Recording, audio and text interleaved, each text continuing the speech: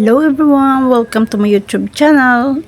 It's me again, Chari TV. Andito tayo ngayon sa Shrine of Our Lady of Perpetual Help Church. Dahil today is Sunday, so magsisimba tayo. Mag-isa lang po tayo today dahil ang lahat ay busy. Sisimula na po ang misa pagdating po natin dito sa church. Kaya ayan, dali-dali na lang po tayong pumasok dito sa loob. Dahan-dahan po tayong naghanap ng upuan para makapag-settle down na po tayo sa dinaraos na misa dito sa loob ng simbahan.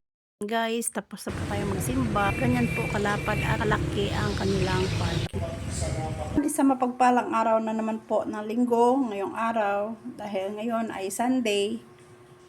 After po natin magsimba, ayan po, nag-harvest po tayo ng mga gulay sa ating garden. Ayan o, meron na po tayo dito mga na-harvest na okra, patola, talong, alugbati at syempre fresh na saluyot. Itong kalabasa guys, binili ko na lamang po ito sa market dahil hindi po tumubo yung ating tinanim. Kaya ayan guys, para magkaroon po tayo ng napakasarap na ulam for today's vlog. Ayan, magluluto po tayo ngayon sa ating family. Ito yung ating gagamitin.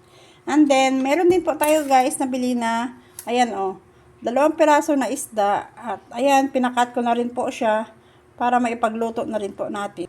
Kaya, simulan na po natin. Siyempre, kailangan muna natin linisan at balatan itong ating mga gulay. Hihiwain natin at babalatan bago lutuin. And then, siyempre, huhugasan din po muna natin siya.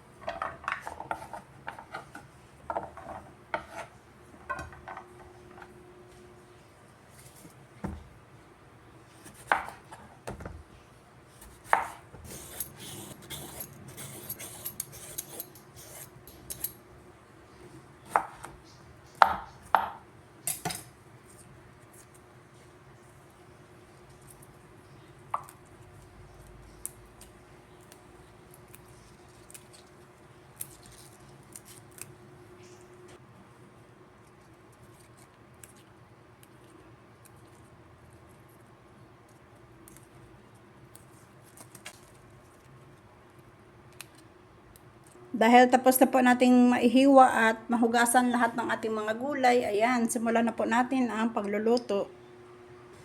Ito yung una ginawa ko guys, nagpakulo muna ako dito ng tubig. Bago ko po ilagay itong ating mga gulay. Unahin po natin ilagay itong ating kalabasa.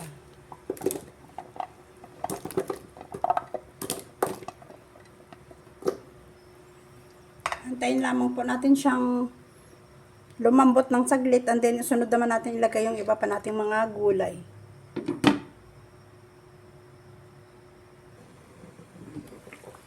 Next naman natin i-add tong ating talong.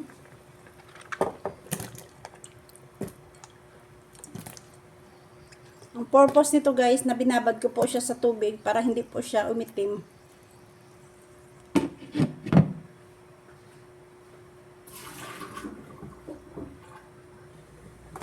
Next naman yung ating okra at yung ating patola. Then mag-add lamang po tayo dito ng konting asin at konting paminta. Konting magic para pampadagdag lasa. Pakuluin hanggang sa lumambot pa yung iba pang gulay.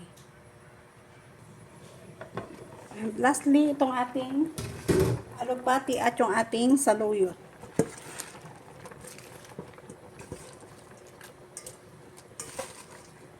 Pwede na po natin siyang pagsabayin dahil parehas lang naman po silang mga gulay.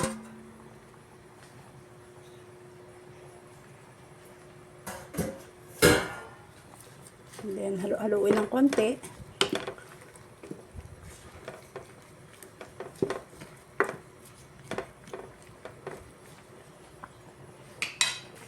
Takpan ng another 5 minutes para maluto po yung ating mga nilagay na bagong gulay.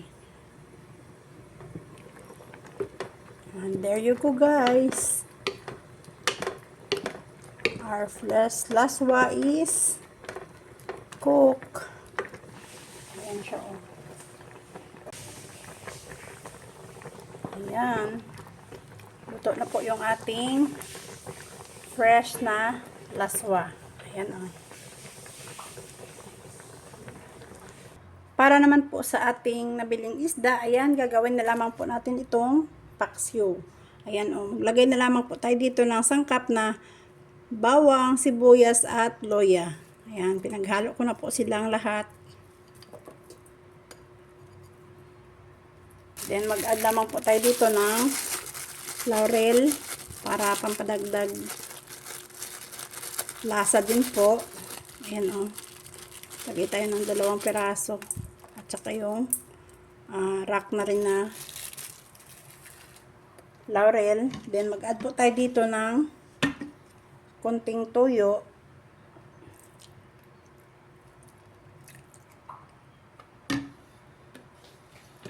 At syempre, tubig.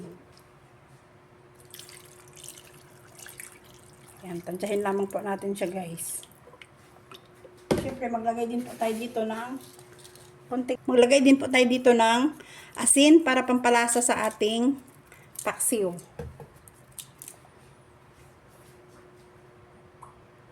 Maglagay din tayo dito ng konting asukal para pampabalance ng lasa ng ating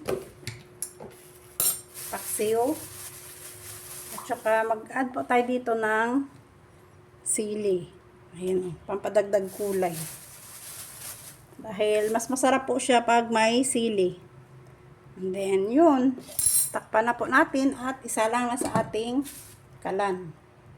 Bago ko pala makalimutan, guys, ayan, maglagay pa po pala tayo dito ng kunting suka. Ayan.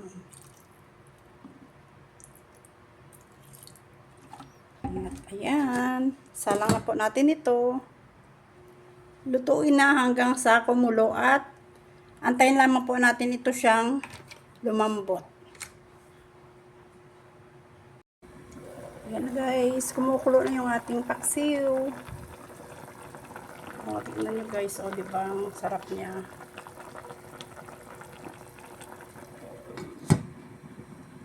Kunting minuto pa guys, o, para maluto na po yung ating paksiw.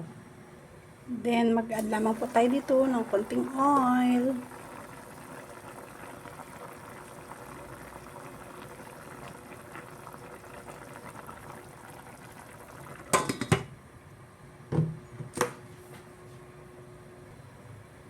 And there you go guys, our paksiw is cooked and ready to serve.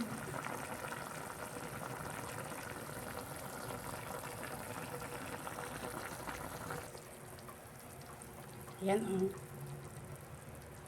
See that guys, umuusok-usok pa.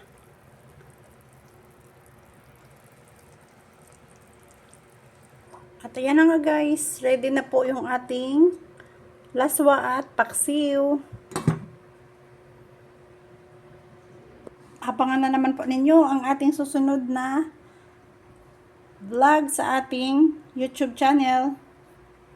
Kung anong dish na naman po ang ating gagawin sa ganitong mga ingredients. Kaya ayan guys, hanggang dito na lang ang ating vlog for today. Thank you so much for watching. Please do like, comment, and share. And please subscribe to my YouTube channel and hit the notification bell para updated po kayo sa mga bago po nating upload na mga videos. Thank you so much for watching. Bye!